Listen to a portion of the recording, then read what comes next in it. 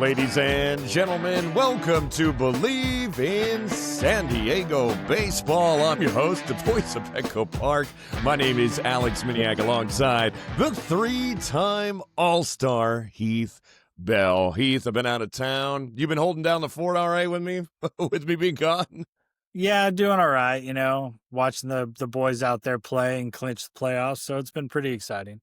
Yeah, clinching we have done. We're going to get more into that playoff clinching Monday night game at Petco Park. We're also going to unveil our Friar Fave Award winner, as voted on by you, the fans, and a lot of us here on the show. And then finally, if you're a fan of Tony Gwynn memorabilia, I stumbled on something that you might want to check out, because this auction is closing very soon. Hey, I'm an opportunist. If something falls in my lap that I like, I'm going to put in a bid on it and add it to the shelf behind me here. So,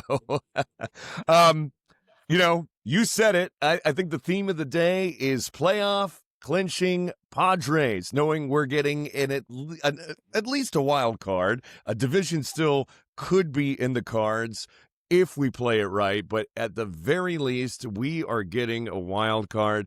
Heath, I know you got to see the game. I know I was at the game. I lived the game. I lived the moment. I saw the clinch.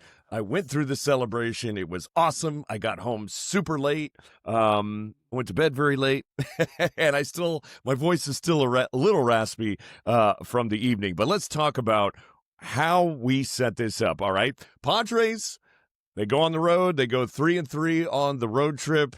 They take 2 or 3 from the White Sox, and then the Mets take 2 of the 3 from the Padres, and then we come back to Petco Park to face the Milwaukee Brewers. Brewers, of course, first team to clinch.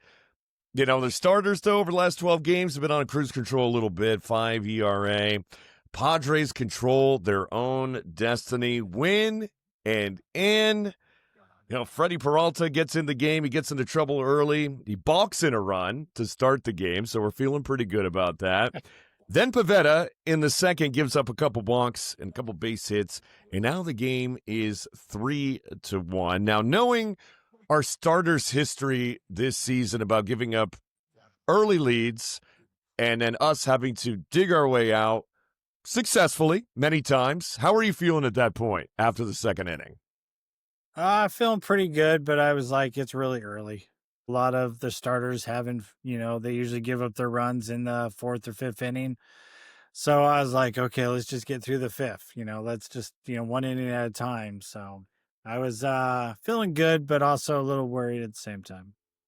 Yeah, I mean, it wasn't the only opportunity to clinch. There were still going to be other scenarios, Tuesday night, Wednesday afternoon, Thursday, Friday, etc., to lock this down. But when you're at home and it's a bobblehead night at Petco Park in front of 42,000, a rocking house, and you have the chance to win and get in and not rely on anyone else, you really, really, really want to do it at home. And guess what?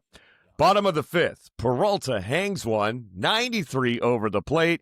Iglesias, gone. Now, you're not thinking that's necessarily the guy who's going to hit the home run, but we get one back. So it is now 3-2. Pivetta settles in. He throws 112 pitches and gets a standing O when he departs after 5 2/3.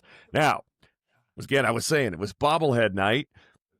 Luis Arraez bobblehead night. Bottom of the 7th on his bobblehead night. Ties the game up. Now I'm feeling like these destiny cards are falling our way. It was early. We gave up the lead. Now the man of the night comes back, ties this thing up. All right, here we go. Now we're hoping for the bullpen. Again, I'm checking in with you again, Heath. How you feeling at this point in the game? At this point of the game, I was starting to get really excited because it was like, okay, we're going to win. This is going to be a great time. And all along I've been saying that the Pods, all they got to do is get a little hot towards the end. We play really well at home. So if we can just get really hot at this homestand, I figure we were going to go in the playoffs. It just looked like it's going to be the wild card. So, but I was really excited. to kind of get the start of winning streak going for the playoffs. Yeah. I'm feeling really good at this point, too. I'm really confident in our bullpen and being able to lock down the Brewers here. We end up going to extras, all right? Game remains tied 3-3 going into extras. A bogus ball call. I wrote those words on my notes here, and there were quite a few suspect calls. There was 25 of them. Let's just say what it was. Heath is keeping a ledger. That's there number was one. 25 of them on Monday. Number 2, number 3. Okay, so 25. I'm just going to bring up one of them. We don't have to bring up all 25. Bogus ball call leads to the Ghost Runner scoring in the 10th, but the Padres come back and tie at the bottom of the 10th, and then we go on to the 11th, where Freddie Fermin, a deadline acquisition, pays off and sends us to the postseason. How do you like that? Yeah, it's pretty exciting. It's kind of like get it off the back, monkey off your back. It's over, it's done. We all kind of knew it was going to happen, but to see the guys go out there, especially since Tatis got sick on, Monday and he wasn't even at the clubhouse. So, yeah, it's just, it was really a good time. But now, like I said, we got to get back to work and start getting on a streak, getting a little hot streak, for the playoffs. Yeah. Well, we all know what happened then. The champagne was popped. A mess was made in the clubhouse, all in good fun. And here we are talking about October baseball at Petco Park. I know it felt like a given that we were going to do this all year, but until you finally do it, you're right. Just a sense of relief. And to know that these guys are going to be moving on at least another week. I'm going to have another week of work at Petco Park, which is always great. And, yeah, I mean, again, just a really, really good feeling. And one thing, too, I want to congratulate Gavin Sheets on his 140th game of the season. That is a new high. You talk about a guy who has filled every role and almost played every day. It is Gavin Sheets. And you know what? That's going to make a very nice transition because he salutes you. Because, friends, we have our 2025 Friar Fave Award winner. I am holding the envelope. It is just like the Oscars. But, for the sake of drama, because I think we know that he's going to win this thing, we're going to open up this envelope here that I have. And, we're going to play the pomp and circumstance music and get the drums rolling, please. And our winner is Gavin Sheets. You didn't see that one coming. Gavin Sheets is the winner of our Friar Fave Award. If you've not heard about the Friar Fave Award, it's something we made up here on Bleav in San Diego Baseball, Heath and I, and we really wanted to recognize the fan favorite player of the year. We had a lot of great candidates this year. We had Gavin, we had Jose Iglesias, we had David Morgan, and we also had Jeremiah Estrada, all of whom, again, sort of under the radar guys, but guys all who just get it done. But there has to be a winner. There has to be all of them very, very deserving. The fans voted on this again at BleavInSD.com. Our guests weighed their input. Sammy Lev last week, you and I was kind of the last deciding vote because I feel like I had to make it unanimous. Everybody went for Gavin Sheets. And talk about why, again, you voted for Gavin Sheets. And I think you summed it up very nicely across our podcast when we were talking about Gavin. But lay it on me. Lay on your opinion as to why you really think he's deserving over those other very deserving individuals. I think he's just been with the team the whole year, and coming out of spring training, he kind of showed a really excitement and pop, and was trying to do things different, than in the past within the White Sox, and he just kind of became a fan favorite in spring training out in Peoria, and then the season started, and he didn't get the start that I was kind of bummed at, but then they pitch hit him and he hits a home run, and then it was just. They have him DHing, playing a little first base, and then we have some issues in left field, and he goes out there and makes an error earlier, doesn't look, looks, kind of deer in headlights, but then works at it, and then all of a sudden defense looked pretty good and ran into the wall, got a little hurt, but came back, and the guy's just done everything that the club has needed, and he's come up in big situations and got the big hit over the course of it, and he doesn't mind if he starts or comes off the bench. He's just a great ball player, all around. And I think that team player mentality plays a lot into it as well. The trade deadline, you get Laureano to fill left field. You get O'Hearn, who can play first base, and you're like, what do we do with Gavin Sheets? And he adapts to a completely different role coming off the bench. And then the bat gets hot, and we don't have a choice. We've got to play the guy. And here he is, an everyday player going into the postseason. So it's just a really, really cool story, and I think a well-deserved one. And, he also mentioned, too, during the trip to Chicago how great it was to be back, but he also reflected on why he chose the Padres and the opportunity that they provided him in order to make an impact as a team player. And it's really, really played out in his favor, the team's favor, and the fans' favor, and now his favor, because he's got this very, very exclusive award, our golden foam finger, in theoretic standing only. We didn't pay to, we don't have a budget here on this show, at least not a real big one, so maybe we'll get that made for him one of these days. Gavin, we owe you a trophy. We'll get that for you, buddy, as soon as we get some more ad revenue here on the show on Bleav in San Diego. We can buy a trophy, we're sending it to your house. He's very deserving of it, and it was so fun to talk about all of these guys and why they've been so deserving, because this has really been a different team to watch, and one that has really grown and molded. It wasn't the same one that showed up at spring training. It wasn't the same one that started opening day. It wasn't the same team at the All-Star break. It wasn't the same team after the deadline, and here we are. We basically have a different lineup going into the postseason, and you know what? It's worked, and it's been very successful. Kudos to H.A. Preller for doing it. I think everybody's feeling really good about the direction he's taken this team. So I look forward to doing this exercise again next season with you, Heath, because I feel as though we can pull 4 or 5 guys again. This, it wasn't always sexy, it wasn't always pretty, but they got the job done, and that's all that matters. And all you got to do is get to the playoffs, give yourself a chance, and the boys have done that. Absolutely.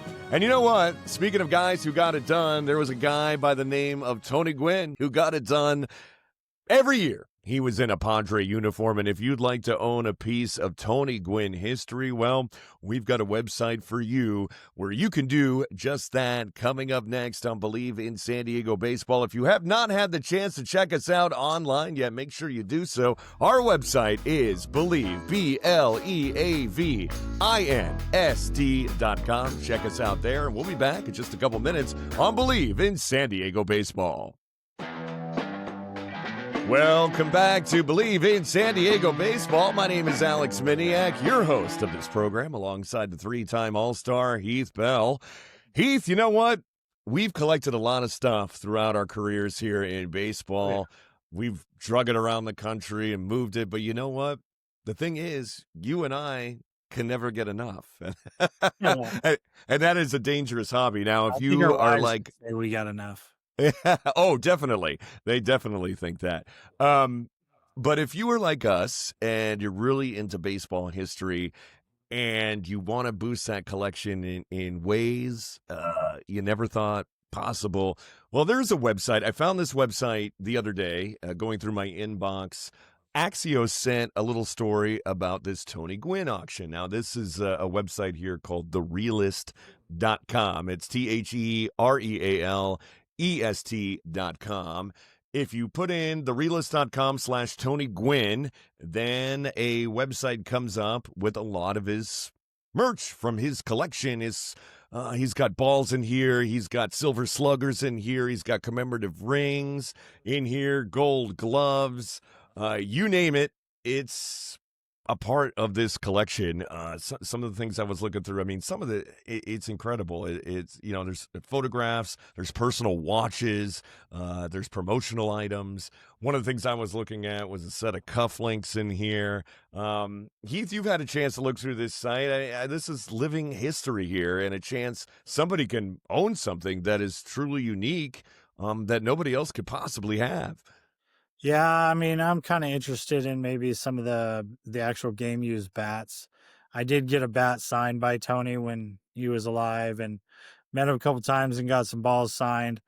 But to actually have like his bat that he used would be pretty cool. So I don't know. We'll see if I win that bid or not, or see what happens. So Yeah, there's a number of bats in here. Some of them are commemorative. Some of them are silver bats too, from winning the Silver batting Snippet. title. Yeah, Um, a lot you of know, cool stuff in there. a lot of cool stuff in here, and these auctions are ending within the next couple of days. So I suspect by the end of the week, if there's something in here that catches your fancy, you check it out. Again, it's something I just purely stumbled on and wanted to make note of it. And I know we have a lot of fans out there, a lot of Tony Gwynn fans, a lot of Padre fans, a lot of baseball historians who would love to have one of these items on their shelf or part of their collection. And there's a long YouTube video there that goes through the authentication process, where these items came from, the source. It really gives you a great education. It's about 20 minutes long, too. It was a cool watch to watch them go item through item through this collection. Again, the website is therealist.com, TheRealest.com/Tony Gwynn. There's a lot of cool auctions on here. There's a Wu-Tang auction I may go check out after this as well. This site could definitely get me in trouble. So I should not dig any deeper into this collection. Dig into it. See what you can find. What is your favorite piece of memorabilia, whether it's from your playing career or from another player's career that you currently have? Well, there's a lot of cool things that I got. Like, I have a bat with all the Japanese players that I played against in the major leagues, all signed a bat. I got some balls. One of my favorite bats is kind of started my bat collection a little bit, was guy named Brian Cole. ESPN did a story, the best player you never saw, because we were in AA. We were driving from spring training going to AA, and he got into a car accident and passed away. And when I got to the stadium, I found out, and his locker just has bats in it. So I grabbed one of his bats, and he's the only out of my over 200 bats signed from every big league player. He's the only bat that's not signed, but it's kind of like, on the top of everybody. Everybody asks, who's this? So it was, a guy I played with for 4 years. Kind of, he was unbelievable. This kid could hit the ball hard. He never hit the ball soft. He was super fast in the outfield with the New York Mets, well, the farm system. And one year they wanted him to go to instructional ball. That's, a month after minor leagues. You got to go back to spring training for a month. And they're like, we think you can hit left-handed. And he's like, if I hit over 300 left-handed, I don't want to go in instructional ball. And they were like, okay. So the last month he hit left-handed, and he hit 350 left-handed with 5 home runs. And we all Wow. asked, have you ever done that? And he goes, no. And he didn't have the best looking swing left-handed. It looked like a righty swinging lefty, but he used to just crush the ball. He came from junior college. He was only like 5'10". So people just, he passed up on him because, today Altuve, he'd probably be quick to the big leagues. But back then it was like, well, he's short. He's probably not going to, not going to have much power, maybe in the minors, but, not in the big leagues. So, but they were impressed that year at spring training, and everybody was talking that he was going to be the first one called up because he did so well in spring training, and he wasn't even on the roster. So, yeah, Wow. that's kind of one of my, but I also have like a Hank Aaron bat and all-star bats and, bobbleheads. Unfortunately, I don't have any bobbleheads of me. So that's one thing. Yet. You don't have any of you yet. We'll figure that out. We need to get a Savannah Banana bobblehead of Heath Bell. I'm hoping one of the minor league teams, or maybe one day the Padres will do X players, and I'll be one of them, and show up and we'll have Heath Bell bobblehead day. That would be awesome. I have a couple of pieces too. I have an autographed Tony ball that's PSA graded. My parents gave it to me for Christmas one year. Thought it was really cool. I was just starting my Padre career here back in 2014, and I got it that Christmas. I also have an autographed picture that Mookie Wilson and Bill Buckner both signed of that play from the 86 World Series. And at that time, I was a Met fan as a 9-year-old kid. And I remember watching that on NBC with Vin Scully in the call. And so that's a pretty special piece to me as well. So those are my two top of the list items as far as baseball memorabilia. Oh, I have one other cool one. It's probably the only thing cool to me. So I have the actual first baseball that I've ever signed. And the quick story, when I was 11 or 12 years old, my sister's boss brought a ball. It was like they had like these company parties, and my mom and dad and two sisters, they all worked at dealerships, and it was all the dealerships got together because it was one owner. And he was just like, man, your younger brother is gonna be something one day. So he brought a major league ball, had me sign it. And the funny part is, like a 12-year-old signing, I signed my name perfectly in cursive. You're right. And it was like Heath J. Bell, every letter is written. Well, didn't even think about it. He put it on his desk, and I'm like, yeah, whatever. Well, years later, I was in the minor leagues, and my sister just said, because she worked there forever, she's like, oh, remember my boss? And I was like, yeah, kind of. And she goes, he passed away. And I know her or his wife, and his wife's like, hey, do you want your brother's baseball? So that's how I got the ball. And I think I was playing for the Padres at the time, and then she gave me the ball. And so I have all my balls. It literally looks like a little kid wrote it. That's so funny. Cursive, and it doesn't look anything like my handwriting. But I know that's the first ball I've ever signed ever in my life. So that's kind of cool. That is cool. I think my signature today looks pretty similar, although, after you signed it over the course of, back in my day, we wrote checks, so after years I still remember checks. Yeah, after years of signing checks and other various documents and things, it's definitely gotten a lot lazier over the years, but it's still pretty close. Yeah. Those are my great memories. But hey, go to this website, pick up, Tony Gwynn's Mr. Padre. Yeah, absolutely. I'm still looking at these cufflinks, and I'll let you know next week if I actually pick them up. Yeah, I'll let you know if I get that bat. Yeah. All right. We can compare. Maybe we'll go shopping together, Heath, virtually on this auction website. Well, you know what? That's going to wrap it up here on Bleav in San Diego Baseball. I do want to take a second to thank some of our new listeners who have joined us here on the podcast. I want to talk to Johnny. Throw a shout out to Johnny at Mission Brewery. Johnny and I got talking about the show a few weeks back. Now Johnny listens to it when he gets ready in the morning in his shower. So Johnny, looking good, brother. All right. Make sure that you wash those private parts, Johnny. Yeah. Oh, yeah. Well, we're going to need you clean, brother. He's a Padres season ticket member, comes over to the games, and then I meet him over at Mission where he works after the games. It's always good to see you, Johnny, both here in the virtual world and at the brewery as well. So give us a follow, Spotify, Apple Podcasts, iHeart. And you know what? We'll catch you next week because we have got postseason baseball to talk about. Wild card preview coming up next time on Bleav in San Diego Baseball. For Heath Bell, I'm Alex Miniak, and we'll catch you next time. Let's go.